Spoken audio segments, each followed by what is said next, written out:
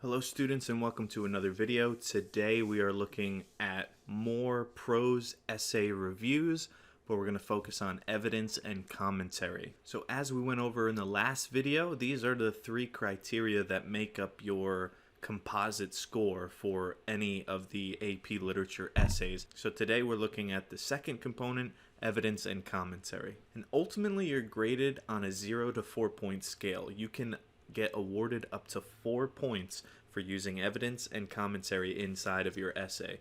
So to get a 0, essentially you're not making sense. It's just a bunch of jargon. Maybe you don't even know what you're talking about. You're just writing random stuff. It could be all opinion and no evidence or irrelevant evidence that doesn't really connect to your idea or your argument at all. To score a 1, you probably have way too much plot summary. Maybe the only bits of evidence you're using are really quotes that further what's just happening in the story. Maybe there's no specific evidence. Maybe you don't even talk about any literary devices or techniques. A 2, you're now getting in the mid-range. This is where a lot of people end up scoring. This is where you have some specific evidence. Maybe you have one strong point that you're making, maybe one strong paragraph and the others are weak. Maybe you're not commentating on your evidence enough, but it's more like a mixed bag. Now a 3 or a 4 is where you want to be. Now a 3 is you're going to have very focused and direct evidence, and you're going to be clearly explaining how the evidence supports your argument almost every single time. If you do that pretty much every single time where you have your evidence and you commentate on your evidence, you're going to be scoring in the 3 range. Now to get a 4, you essentially have to do everything that you're doing in a 3, but do it consistently throughout your entire essay. You need to consistently also connect literary devices and techniques and actually talk about them and the significance of why the author's using them. But you also have to have very solid grammar. In order to get a 4, I wouldn't say you have to be flawless, but your grammar has to be very good to the point where nothing is being confused in your writing, so that the AP readers, when they're reading you, they're not getting confused at all because they understand what you're going for and they understand what you're saying. And so you don't have to be flawless, but you do have to be pretty close in order to get a 4. It is difficult to get a 4. But let's look at a good example. So this is good example number 1, and I would say that this person would have scored between a 3 and a 4. Most likely a 3, but you could make the case for a 4 as well. So this person said, Howell demonstrates the girl's unique situation from the beginning of the story, hinting at the lack of independence that they carry. Now notice in green, you're going to see that's where the evidence is. So they carry on. He recognizes their mother as the girl's idol. Now notice, this person didn't need to use a long quote from the text. They used one word that they're focusing on, which is completely fine. It's still evidence.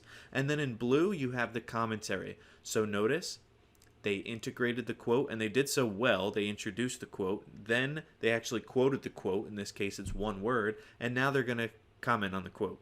Usually a person imitates their idol and almost takes an obsessive liking to him or her. They spend money on her and take time out of their day to converse. They have the same schedule as they nap and people watch together. The tone at this point shows comfort and ease. Now what I really like about this is not only did they use one smaller piece of evidence and then commentate on it, but now they're interweaving the second part of the prompt, which was to showcase literary devices. And so here they're focusing on tone. Now, they're specifically telling us that at this point in the story, with this piece of evidence and what they just commentated on, it shows comfort and ease. Now, I do wish that they said what the tone was and that they used an adjective, but this is still pretty good.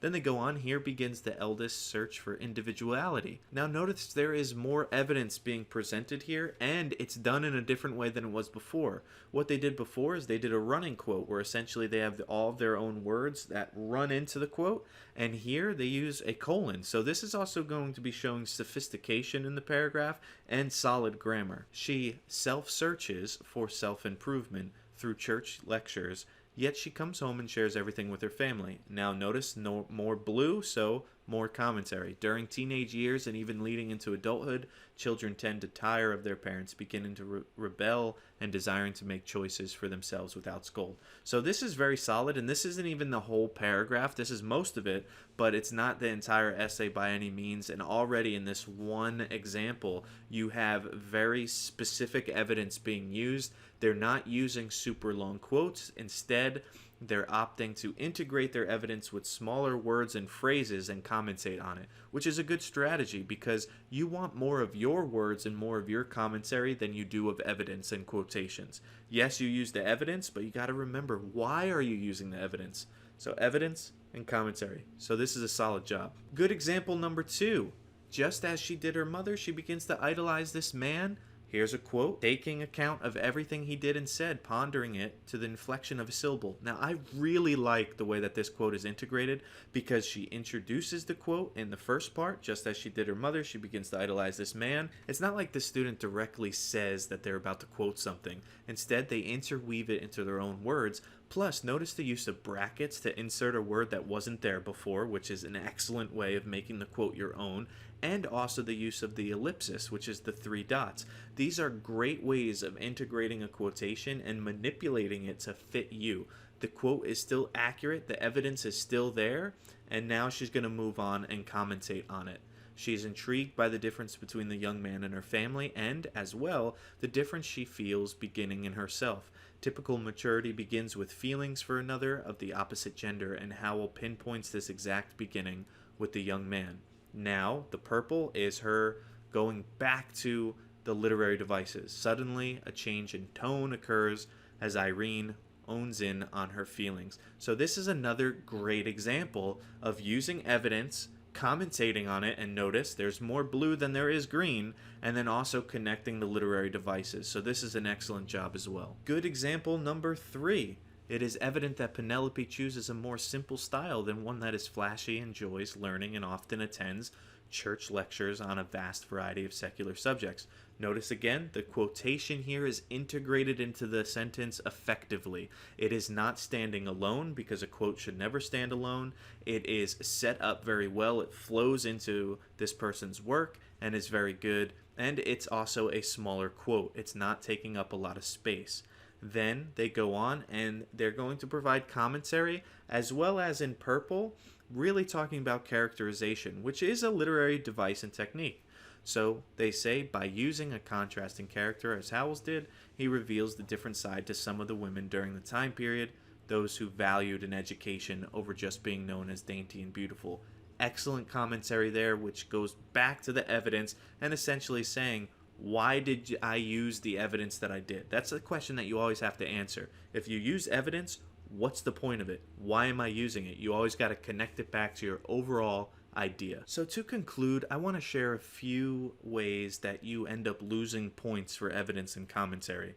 One of the ways is if you don't have any direct quotes. Now, yes, you can use paraphrased evidence and you can use details from the text, but it is much better and more effective to actually use direct quotations. Mix and match it. You can use some direct quotations and some paraphrased evidence, but you do want examples of both, and you definitely don't want a paper in which you have absolutely no quotations being used, because the AP readers actually want to see you use that evidence and commentate on it, not just be paraphrasing it. Plus, I see too many students think that they're paraphrasing evidence when really they're just falling into plot summary.